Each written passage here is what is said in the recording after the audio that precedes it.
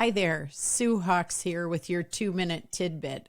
And I've got a new little device here from my Remarkable that I'm sharing with this one. So if you at this time of year struggle with calendar, I just want to tell you this is something we go deep in our 2-day intentional greatness immersive experience, as well as in our membership program on. But I want to give you a quick practice for managing a calendar that, at least for me, set me up for a win in the new year at one time in life. And now I've really got it organized. But if you feel like it's the time of year where you're looking at your calendar and thinking, oh my God, there's not a minute to breathe, I'm so busy, you might even feel overwhelmed from time to time. I know I do, with the meetings, the deadlines, the family events, the holiday events, all the things that are showing up that are demanding extra time at a time when we've had a really challenging year for getting stuff done and keeping our sanity and keeping everyone's mindset clear.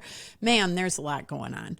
So you might need some time for you. And really, I want to say some experts say that you should schedule downtime every single day, because otherwise you get resentment building up. And, while that's great advice, it's not always realistic for people like you and I who are busy leaders. We'd love to, but sometimes we're the last one on our lists, and that's where we make our first mistake.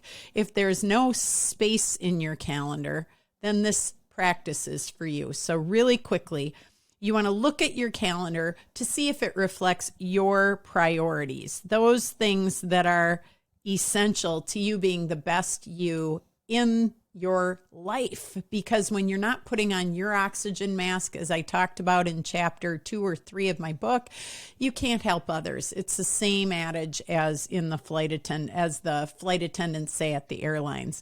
So it needs to reflect your priorities. And if you're laughing, which you might be, remember that first step is really just seeing it sometimes. So let's begin.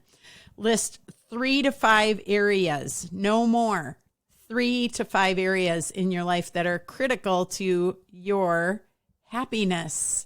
And when you do that, you have to look and say, is it family? Is it health? Is it career? Is it friendships? Is it the fun part? Is it my community experience? Is it working with my team? Is it my significant other? Where are the areas that really bring you joy and get you going in the world?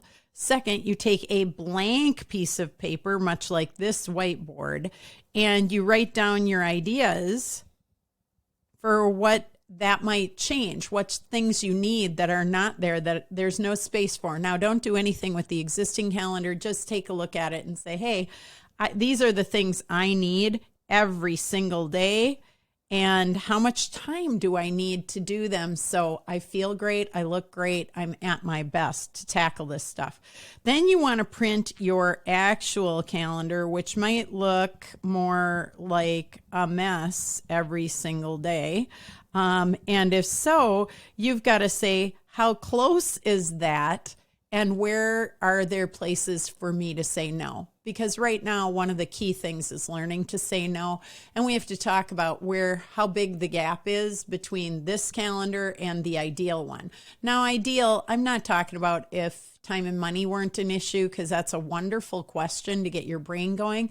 But it is an issue for most of us, at least it is for me. And so I have to consider that. But I do want to look at what I've got and what it reflects as my priority versus what the ideal priority would be. And then where are those gaps? Write them down so that you can say, okay, the gaps don't look so good, but if I look at where I used to be and where I want to get to, maybe I've made progress. Where's 1, 2, or 3 of these that I could make progress on? What's included? What's excluded? Where do I need to go? Then write down one and only first step.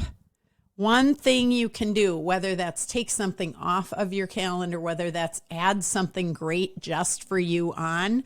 One question I'd ask you is, if you look at your calendar this week and just look at a 7-day period, is there any time that's just for you because you enjoy it? No other reason. not obligatory, not has to be scheduled, not would have happened anyway, but stuff that you do to keep you at your best. If there's not, that might be a clue.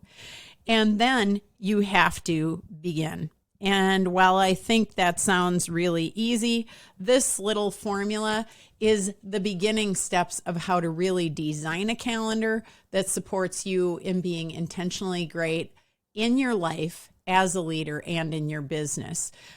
The way you spend your time is a really good indicator of what matters to you truly, not the stuff you say does. So if family, for example, was a priority, but I don't spend much time with my husband or my kids, then really I have to tell the truth and say, hey, you know what? That isn't where my time's going. So maybe I need to reprioritize to make that true.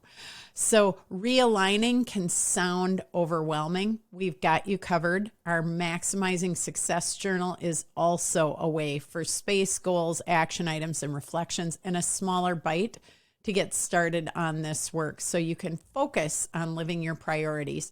If you're ready for a deeper dive, join us in our 2-day intensive dive in December on the 8th and 9th for intentional greatness. This has been way more than a 2-minute tidbit, but I want you still to make today great and to begin to create some space so that you have the space to create. You deserve it and you're worth it. Thanks.